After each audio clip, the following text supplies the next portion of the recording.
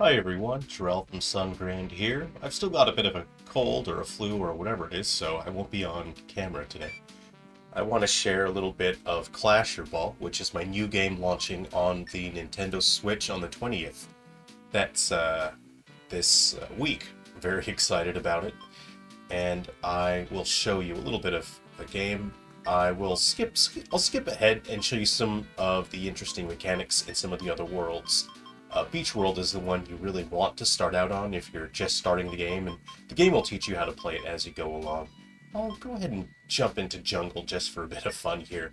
You can see that the game does keep track of your high score. There's arcade mode and infinite mode. I'll just quickly start infinite mode and show you what it's like when you just want to spend a couple minutes at a time. And in infinite mode, it's different from arcade mode in that infinite mode just has randomly spawning colors, and you're trying to match up the colors here. Whereas arcade mode has preset puzzles, they're just a total blast to try to figure out the best way to come up with solutions for the various puzzles. Whereas infinite mode is a very chill vibe, and you can play it for as long as you like. It starts out, with a very sort of chaotic setup to it as things are flying around, and then you stabilize things, and then it becomes this it's quite a fun and relaxing balancing act trying to keep things stable, but more balls come out faster and faster the longer the levels go. And you really just want to see the highest score that you can get. This is quite a fun mode. You have a limited number of life points, so you can get hit a couple times.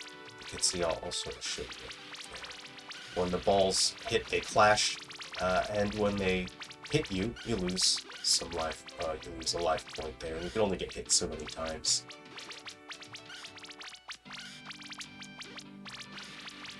Now, if I exit out of here, I can turn hazards on, and each world for infinite mode has different hazards, so you can mix things up as well. That is a large Clasherball that kind of gets in your way, so you'll have to play around that. That mixes things up a bit. It makes it just fun and interesting. I'll go ahead and exit out of there, and I'll switch out of infinite mode and go to arcade mode here, and I'll just start on stage 1, and we'll see how this one starts out here. Now, in terms of development, this is actually a concept that I started coming up with, and I started making a game like this, I would say around 2008, somewhere, yeah, I would say early 2008, but I didn't really have the experience to make something like this a cohesive experience, so I couldn't get through the whole way developing a full title back in 2008. But these days I can, short of like an MMORPG, I could make an MMORPG, I just wouldn't be able to maintain that long term by myself. But I could basically make any game concept that I can come up with. These days I've done so much work, I've spent so much time developing such a wide range of games that I could, but back then I didn't have the experience or the skills to do this game justice. But I'm very excited to be able to get this game out, as I'm just such a huge fan of puzzle games, and I'm sure a lot of you out there are a fan of puzzle games as well. My favorite puzzle series is Puzzle Bobble, but I absolutely am a massive fan of Puzzle Fighter. I played a ton of, I guess it was Super Puzzle Fighter 2 on the PlayStation. I played a ton of that growing up.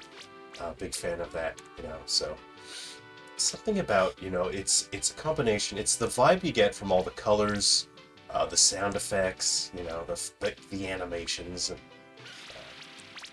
there's a sense of excitement and danger to the objects that you're interacting with as well.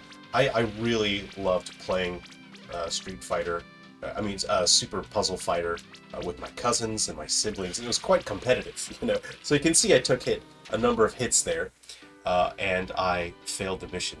You can see it's quite dangerous because if that snake touches me, that I take a hit as well.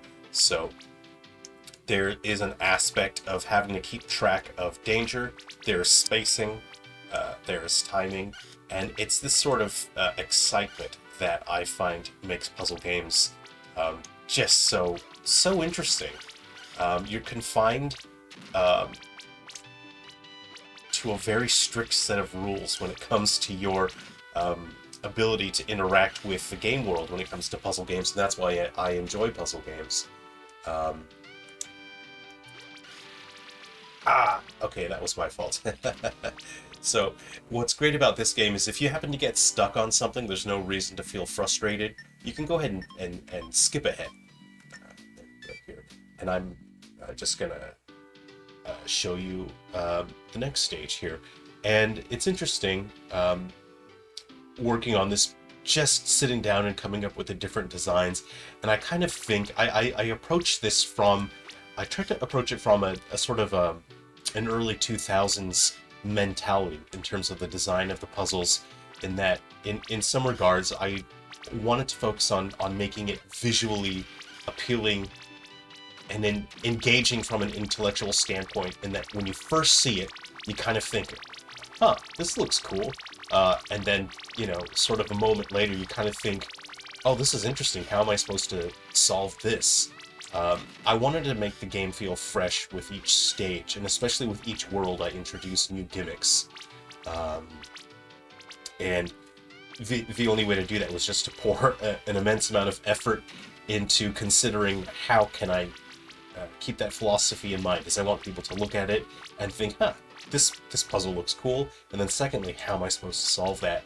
And the gears in your brain start turning over, you know, when you think, all right, I've solved a number of puzzles already. I have, you know, some experience in terms of solving certain kinds of puzzles, and being able to introduce new mechanics that totally mix up the gameplay and offer something exciting and new. When people realize that they're being presented with a new concept that is different and interesting and provides a challenge, that's so exciting to me. And in other game genres, you don't get that as much as you do with the puzzle genre, especially this kind. And I created this game specifically because I knew that if people enjoy this, I could keep creating more. If I wanted to add more to this IP, I could create new games in the IP. I could make Clasherball, you know, 2, 3, and 4. And in the future, again, it really depends on how well this game sells. If people really enjoy it, I can create multiplayer modes. I would consider, if there was a potential to do any kind of maybe a mass multiplayer mode. You know, those are things to consider in the future, but it all depends, you know, if people really click with this. Anytime I launch a game, there's always a concern that people aren't going to click with it. You spend so much time inside your own head when you're creating a game, especially when you're coming up with game concepts that are non-standard, that are a bit abstract, and they're counterculture in a way, in that they just don't adhere to what the expectations of the genre are. That's a problem that I've run into a lot with my Silver Fall series, is people kind of hear, oh, this is going to be like a Resident Evil, it's going to be a Silent Hill, and when they experience it and they don't get a Silent Hill experience, they don't get a Resident Evil experience, they tend to get, you know, pretty angry. Whereas the people that enjoyed my Silver Falls games so far are I think people that went into it looking for something that was just different and interesting and new, and they kept an open mind about it. Whereas I think the people that were expecting this hardcore horror series tended to react negatively to it, saying, hey, this isn't Silent Hill, what the hell is this? And I have actually got that in the past about my Silver Falls games, was, you know, and it's like, I don't really know how to respond to that, you know. So it's always kind of nerve-wracking when you launch a game, again, that doesn't adhere to a genre standard, and that's something that I'm aware that can happen with this, because this game, it has a degree of chillness to it, and then a degree of zero chill as well, when stages get so intense, and that it's really mixing hot and cold together in a way that I personally haven't seen it in a puzzle game. And I really just wanted this to feel like it's an arcade kind of experience, and something that you'd want to go and just keep chucking your quarters into the machine to play after school. And I really hope that people have a lot of fun with this. So I hope you've had fun having a look at that, and I hope this has been interesting to you. Okay, I've got to go eat some chicken soup or something. I really got to get rid of this cold. Hopefully, I'm well enough to do a live stream and we can all hang out when the game launches. Thanks everyone. Take care of yourselves. Be well, and I'll see you around. Say hi to your folks for me.